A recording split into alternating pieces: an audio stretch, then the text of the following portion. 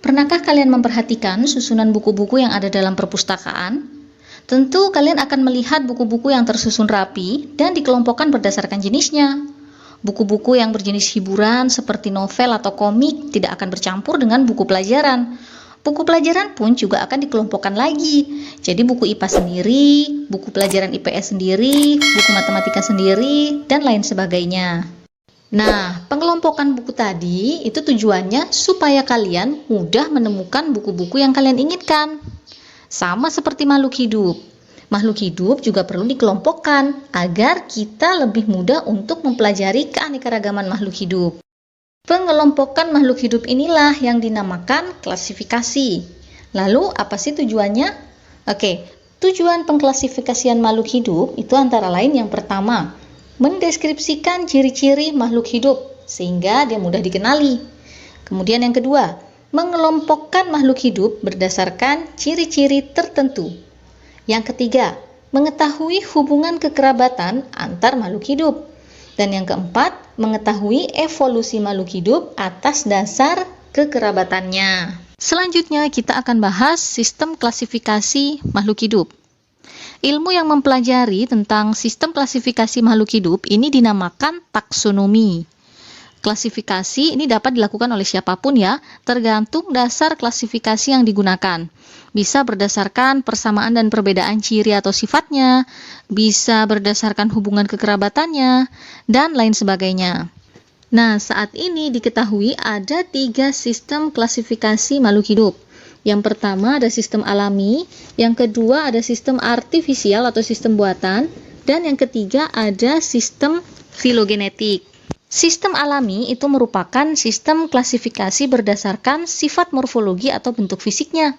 Contoh, hewan berkaki 4, hewan berkaki 2, hewan bersayap, dan lain sebagainya. Kemudian sistem artifisial atau sistem buatan, yaitu sistem klasifikasi yang dibuat untuk tujuan praktis.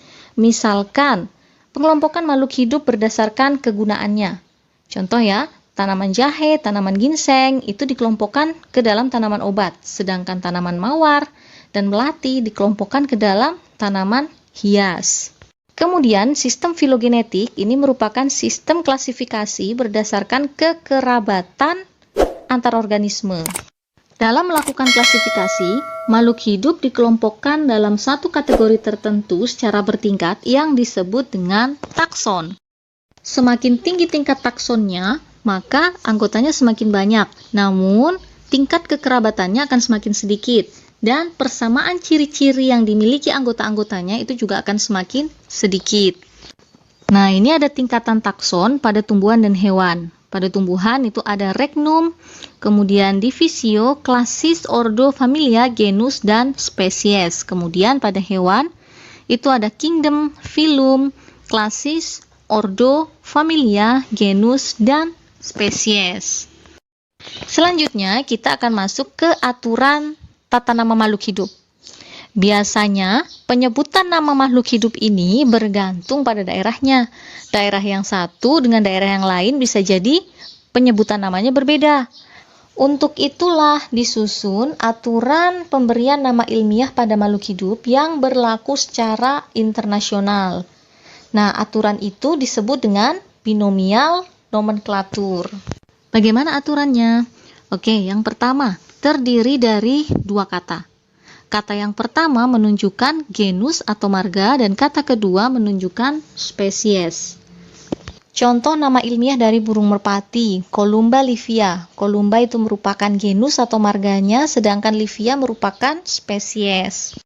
Kemudian aturan berikutnya, huruf depan pada kata pertama itu menggunakan huruf kapital, sedangkan huruf depan pada kata kedua menggunakan huruf kecil. Untuk penulisannya, jika ditulis tangan, maka harus diberi garis bawah. Kemudian jika diketik, harus dicetak miring atau cetak tebal. Nah, menurut sistem binomial nomenklatur, nama penemu suatu spesies itu dituliskan di belakang nama spesies. Nama penemu ini bisa disingkat dengan menulis huruf depannya saja. Contoh, Mangifera indica L. L itu merupakan singkatan dari penemunya, yaitu Linnaeus. Bagaimana? Sudah mengerti belum?